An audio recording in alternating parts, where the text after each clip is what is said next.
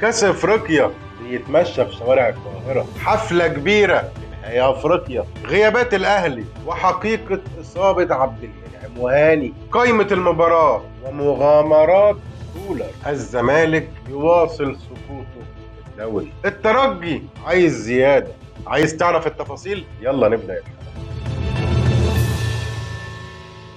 طبعا مواضيعنا النهارده كتير، وقبل ما نبدا حلقتنا ما تنسوش نصلي على النبي عليه افضل الصلاه والسلام، وندعي لاخواتنا في فلسطين يا رب انصرهم، اللهم امين. نبدا باول حاجه معانا، وهي ان كاس دوري ابطال افريقيا الاهلي ارسله الى الاتحاد الافريقي علشان الاتحاد الافريقي يقوم بدوره ويسلم الفائز في المباراه النهائيه باذن الله اللي هتكون يوم السبت بين الاهلي والترجي. ولكن الاهلي ارسل الكاس بطريقه لذيذه قوي، صور الكاس في شوارع مصر وعلى نهر النيل وعند اهرامات الجيزه، فطبعا صور عظيمه جدا جدا جدا. الخبر الثاني معانا وهو حفلة كبيرة في نهائي دوري أبطال إفريقيا، يقود هذه الحفلة النجم محمد رمضان، هو اللي هيقوم بالحفلة دي، وإن شاء الله تبقى احتفال، يعني مباراة تليق ومباراة بإذن الله تكون جميلة وحفلة إن شاء الله الجمهور يستمتع. نروح بقى لغيابات النادي الأهلي وحقيقة إصابة عبد المنعم وهاني. طبعا سمعنا عن اصابه عبد المنعم وهاني، ولكن انا بطمنكم ان كان بس في اجهاد خفيف لعبد المنعم والهاني، ولكن الحمد لله النهارده اكمل التمرين على اكمل وجه، اللعيبه كلها جاهزه ان شاء الله، اللعيبه كلها مركزه، فيعني الحمد لله ما فيش اصابات خالص. ولكن غيابات الاهلي بس علي معلول، عمرو السوليه، محمد الضوي كريستو، اللاعب ده يا عيني يعني كل ما نيجي نقول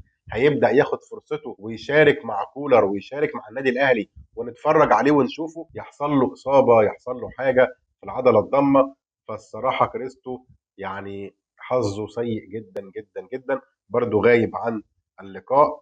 محمود الزنفولي طبعا وعمر كمال عبد الواحد غير مقيدين في افريقيا، فيعني نتمنى ان شاء الله اللعيبه الموجوده والجاهزين يكونوا على قدر المسؤوليه، وان شاء الله يجيبوا لنا ال 12. وده هياخدنا للخبر اللي بعديه، وهو قائمه النادي الاهلي. في حراسه المرمى محمد الشناوي ومصطفى شوبير ومصطفى مخلوف طبعا. في الدفاع محمد هاني ومحمود متولي ومحمد عبد المنعم وياسر ابراهيم ورامي ربيعه. وسط الملعب مروان عطيه، اكرم توفيق، احمد عبد القادر، اليو ديانج، امام عاشور، محمد مجدي قفشه، ورضا سليم، وحسين الشحات، وبيرسي تاو، وكريم فؤاد، واحمد نبيل كوكا، وطاهر محمد طاهر يعود لقائمه النادي الاهلي هو واليو ديانج طبعا. وفي الهجوم كهربا ووسام وموديست. طبعا كولر فاجئنا وضم طاهر وضم اليو ديانج للقائمه، فهنشوف هل هو في احتماليه ان احنا نشوف طاهر او ديانج في المباراه النهائيه ولا لا. احمد عبد القادر بنسبه كبيره احتمال نشوفه، لانه متالق الله اكبر عليه في تدريبات النادي الاهلي، ويعني بياكل النجيله زي ما بيقولوا، وعايز يعمل حاجه يفرح بيها جمهور النادي الاهلي. فباذن الله عبد القادر بنسبه كبيره هيشارك في نهائي افريقيا سواء اساسي او بديل، والنسبه الاكبر ان يكون بديل. وحته الباك الشمال لسه كولر ما اعلنش هو هيلعب بمين باك شمال، هل كريم فؤاد، هل احمد كوكا، لسه ما اعلنش. ولكن انا عايز اقول لكم ان يعني بنسبه كبيره هيكون كريم فؤاد هو الباك الشمال.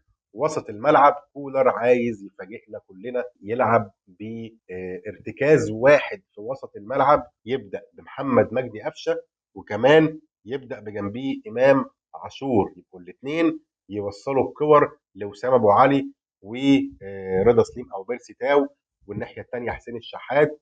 فيعني كولر عايز يفاجئ الجميع ويبدا مباراه من اول دقيقه هجومي.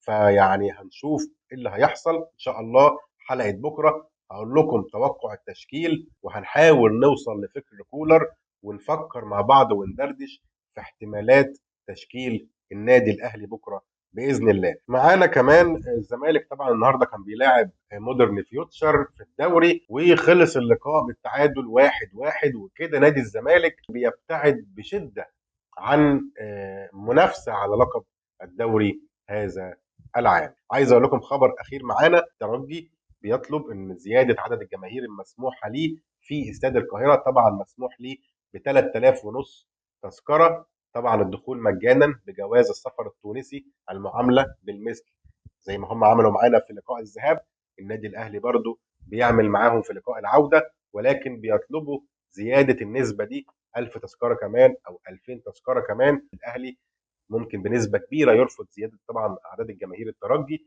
ودي حاجه ما تزعلش مننا جماهير الترجي ولا فريق الترجي ولا اداره الترجي.